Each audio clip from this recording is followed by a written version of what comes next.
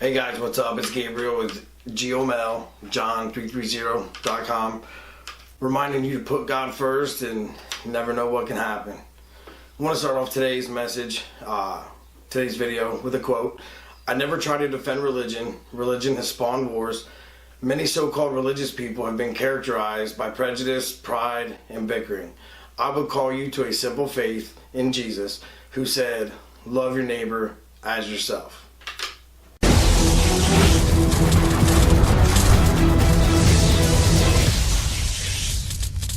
Alright guys, so I'm back with video number 2. Just you heard me say before, the quote was from Billy Graham. If you're not sure who Billy Graham is, to me, I never really appreciated what he did until recently, until I started making these videos. And so I started going back and listening to him. And you know, one of the things that I absolutely loved about Billy Graham was just the fact that he didn't care. He broke all kinds of boundaries, whether it was governmental boundaries, going to, you know, different countries, if it was racial barriers, where he tore down. There was one story that there was he was doing a message, and there was 2 sections, one for whites, one for blacks, and he saw that. He went down himself and tore down the ropes, and I guess as the story goes, the head usher ended up quitting or retiring or stepping down or whatever. But anyway, guys, if you don't know who Billy Graham is, definitely go check him out. He's just all about Jesus, loving everybody. Didn't matter your skin color, your political divide, anything. So like I said, something I didn't appreciate my entire life until recently. Started watching him, and man, he just brought the message of Jesus. And if you go back and you look, I can't even imagine what the world would be like today if somebody like him were still around. They had show pictures of just stadiums, football, baseball stadiums just sold out, So anyway, like I said, go check him out. As Gordon said, today's message, from me is love your neighbor as yourself. Said many times, whether it's quotes or it's been used so much. And, I really started to try to understand what that meant. What does it mean to love your neighbor as yourself? And, over the last 5 years, just kind of, really pondering on it and meditating on it and just thinking about it. I come up with a couple of things I just want to share with you today. The first thing is it's a condition of the heart. Loving somebody else is, as yourself, you have to, there's 2 parts to that. One is selfless and one is selfish. You have to love yourself enough to know what loving somebody else means, and you have to care about somebody else enough to break down that pride to lower it. So it has to be a balance between selfless and selfish. There's a story I heard a couple of years ago, and it's about an infected finger. And story, basically what happened is that this person had an infected finger, and somebody bumped into him, and that person, they felt the pain, but they lashed out at the other person saying, "You hurt me," when in reality they were already hurt. They already had an infected finger. They already had something inside of them. They already had a wound inside of them. And I feel like in today's world, that's the problem. You have all these shootings, you have all these, bullying issues. It's not a matter of people not liking one another as much as it is we don't love ourselves enough to be confident in who we are.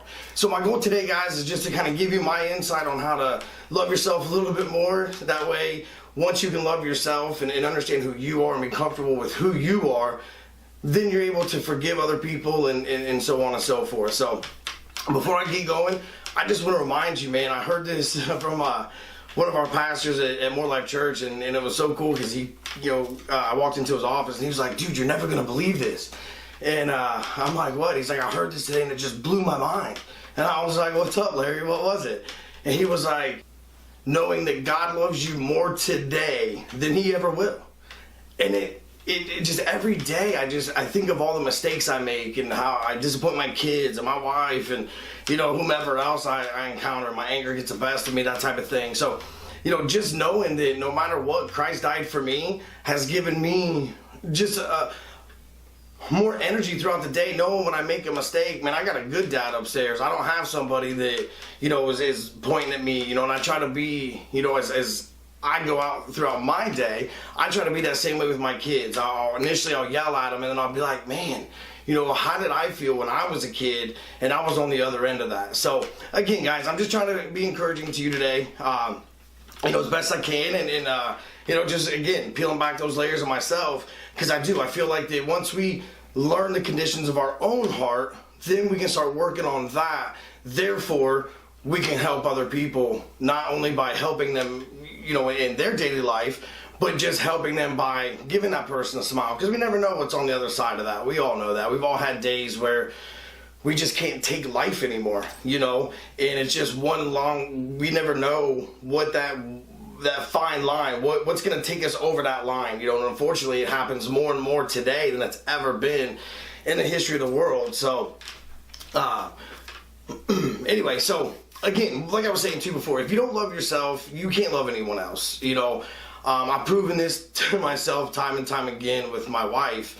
I find that whenever I start getting an attitude with her, it's because I have something internal that I'm frustrated about. So I have to constantly be in that mindset of, what's going on in my life. My wife comes home from work and she hears it all, unfortunately she's at a job where she can't, have her phone on most days. So, I go all day talking to a 4-year-old, which is cool, but part of my reason for starting this YouTube channel, so now you guys get to hear it. But anyway,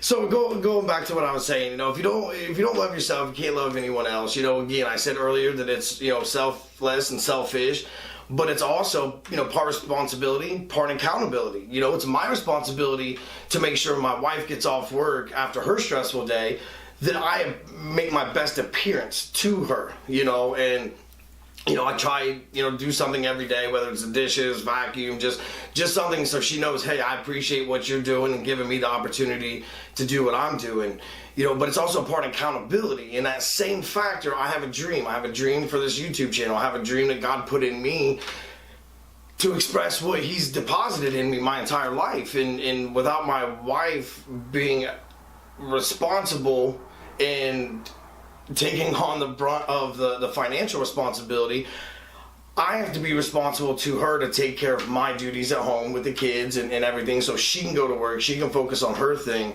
But also part accountability, because as I tell her my goals, she don't play around. She's on me, and she keeps me going. So on our own, I challenge you to look into your own life. Who in your life do you need to be a little bit more responsible for your own actions, and also do you need a little bit more accountability? So again, I just challenge you to think about that. You got to be comfortable in your own skin, man. Like, that's the biggest thing. I don't know. I'm nobody, in the sense of, being famous or influence or anything like that. But it's crazy, how I see how many times when you come up against opposition, how people just change who they are, change, their mindset. They can be so stubborn on a certain issue, and then somebody comes in and challenges it, and they're just like, oh, they abandon it. And, you have to be comfortable in your own skin. A lot of people want to attack your past, and I know this isn't, very spiritual, but, one of my favorite movies is 8 Mile. I love Eminem. I've listened to Eminem for 20 years, and he's gotten me through some of the worst parts of my life as far as, addiction. And I used to write his lyrics. My wife and I both would write those lyrics, on the bathroom, so, but he showed that he was in an industry that he wasn't supposed to be in. He wasn't supposed to make it. His life was just a train wreck. And so, but at the end of 8 Mile, when he pretty much just laid down his own flaws, and they got nothing to say, and that's something that I've tried my entire life to really own up to all my flaws, because of the fact that nobody can say anything. If I already know it, what are you telling me? Nothing. You know what I mean? So it really takes the edge off of, getting into somebody's drama and really getting offended. I know that I have flaws. I know I'm an addict, and I'm addicted to this, and I was a jerk, and I just had led a horrible life. I know all that. So when someone comes at me and starts telling me that, I already know. So you're not really telling me anything that I don't know. But again, being comfortable in your own skin is understanding that we're all flawed. Everybody. I hate it when I hear people say that they don't want to go to church because they get judged. And I take that back to the first, point that I made about a condition of the heart. I feel, in my personal opinion, the people that judge anybody they're judging them based off of their own comparisons. And that just in and of itself is horrible, because again, you don't know me, I don't know you, so how can I judge you based on what you're doing when I don't know what happened in your past to lead you to that point? So, being comfortable in your own skin is just really realizing that, we're all flawed and we got to move on. I have past it. I don't want to air it on everywhere, but at the same time, obviously I'm okay with it enough to air it on here, It's just in the context of what it's released. And if you become comfortable and you own your past mistakes, then it doesn't matter what context it comes out at. Pretty much you're actually, able to just, kind of flick it off, So one of the things that I got a lot of flack with was, going to church. I was messed up, man. I was at a point in time where, man, I just couldn't take life. I was a crappy dad. I was a crappy husband. I was doing drugs, and I was just making bad choices, and I couldn't get out of this revolving, hell, I guess. I don't know what else to call it, so excuse me if that offends you, but I just knew that I had to, there was something, God was calling me, something inside was calling me. I now know that's God. Back then I didn't know what it was. And I kept going to church, and I was talking to people, and the people there, they knew I was getting high before I went to church. It's not like I was openly like, oh, I'm an idiot, I'm getting high and walking through church. No, I maintained myself. I did it just to stay away from the withdrawals. But I also went there with a mindset that I'm going to listen, I'm going to absorb, I'm going to receive. Because again, if I just went to church for going to church, guys, we wouldn't even be having this conversation. I would have left the church. I'd have been offended by everybody that looked my way. I tried to present myself as best I could, and I felt like the more authentic, the more open, the more hurt, the more broken that I just told people, like, I didn't care. My pride wasn't an issue at this point. I would tell a dog how hurting I was if it would sit there long enough, But fortunately, MLC family, you guys hooked me up, and then I had to talk to that dog. But anyway, I just remember, different people talking, and I'm not talking about, people that I don't care about. I'm talking about people that I love and that I've had built relationships with. They've asked me over time, weren't you a hypocrite at that point? Don't you feel like a hypocrite? Or, in this hypocrite word kept getting thrown around, and I'm gonna be honest, man, I didn't feel like a hypocrite. Because at that point in time, I didn't care what other people thought. I was so broken that I needed God for myself. I had a personal relationship with him that I thought, and it worked out great, but there was just, I needed something deeper. And in that aspect, going to church as a broken person, I realized that I was sick and Jesus was my doctor. And the only way I could get close to him, that I could feel closeness, was fellowshipping with the people at More Life Church. And so again, I know there's a lot of judgment being said, but really check your heart. Is it a condition of your heart? Are you more worried about the guilt and shame that you have on the inside that you think people are going to portray on you? Or what is it? What are you going to church for? Is it for you? Is it to learn? Is it to receive? Is it to worry about what other people think?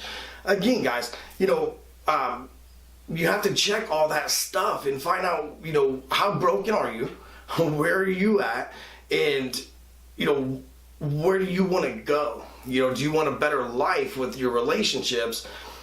Then again, I'm not pushing, or I'm not saying I'm encouraging you to go to church, but I'm not saying that you have to go to church. In the beginning, guys, this is really just, there's Stephen Furtick online, there's almost every church has an online forum, so you can go to church without actually going to church, and I would definitely encourage that. When I can't actually get to church, that's what I'm doing.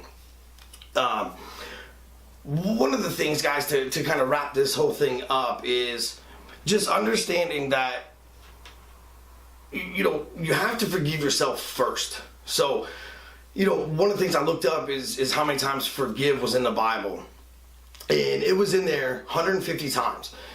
And I think that what I've learned over the last 5 years is when there's something in the Bible that is repeated multiple times, we really need to pay attention to that. And Jesus said that, you know, forgive and you will be forgiven, and we forgive because he first forgave us. And in the Lord's Prayer, you know, forgive us our sins.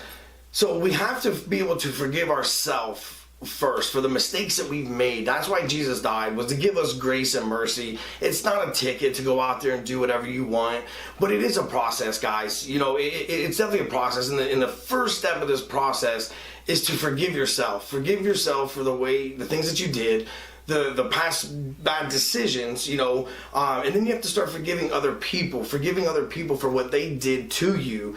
In that way, you know, it's not okay what they did, but it's just saying you're not going to hold up space in my mind anymore. You know, I got to get my mind right. I got to get focused on what my life is truly about. And you got to start clearing some of this off your plate. You know, you can't forgive others unless you accept forgiveness. There's just something about the forgiveness process. I can't explain it, but it works. You should try it. If you have somebody that you've been really mad at, forgive them. Just, hey, I'm, you know, understand they may have had a bad day, they may have said something, you know, whatever. But when you can start forgiving, guys, in your relationships, in the meaningful relationships, and this isn't people that have done you dirty time and time again. You can forgive them, but you don't have to let them back in your life. That control is up to you. You know, but I just really want you to understand that I couldn't understand forgiveness. I never really was able to forgive until really I started a relationship with Jesus, and that was the only way I was able to forgive myself, truly forgive myself, not just put it out of my brain and be like, I'm cool, but truly forgiveness, so that way it doesn't creep back up, because that's what the devil likes to do. The devil wants you to suppress something so that when he's ready to attack your mind, he's going to start bringing those things back. When you forgive yourself, you forgive others, then he brings it back. You're taking control back over your thoughts, over your own mind. So again, guys, my name is Gabriel. I started the company GOML, John330.com, really just to, I just want people to get back in the Bible. You know, my shirts are designed, as you can see, you know, they're designed to have a picture, you know, in a message, you know. So I encourage you guys, if you can, check it out. Go to Micah 7:8. Phoenix Rise, tell me what you think. Comment below. Let me know what you think of that specific design, and if you have any other designs or scriptures or things like that, guys, you know, I'll be letting you guys know about some upcoming things we have. But I appreciate your time. I hope this encouraged you enough to encourage somebody else, and I'll see you next week. I got a very special message next week, so I hope you guys stay tuned.